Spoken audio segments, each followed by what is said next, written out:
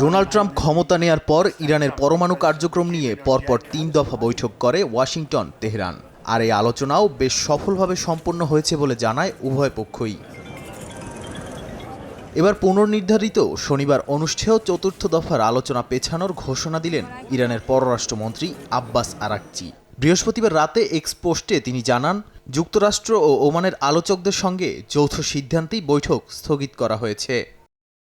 ইরানের সঙ্গে পরমাণু ইস্যুতে চলমান পরোক্ষ বৈঠকের মধ্যেই নতুন করে দেশটির জ্বালানি খাতকে লক্ষ্য করে নিষেধাজ্ঞা আরোপ করেছে যুক্তরাষ্ট্র। বুধবার এ নিষেধাজ্ঞার ঘোষণা দেন মার্কিন পররাষ্ট্রমন্ত্রী মার্কো রুবিও। যদিও নিউ ইয়র্কে অবস্থিত ইরানি মিশনের পক্ষ থেকে এ বিষয়ে কোনো প্রতিক্রিয়া জানানো হয়নি। বিশেষজ্ঞরা বলছেন, এর মাধ্যমে চীনের মতো দেশগুলোতে ইরানের তেল ও পেট্রোকেমিক্যাল রপ্তানি ঠেকাতে ট্রাম্প প্রশাসনের সর্বোচ্চ চাপ কৌশল আরও কঠোরভাবে বাস্তবায়িত হয়েছে।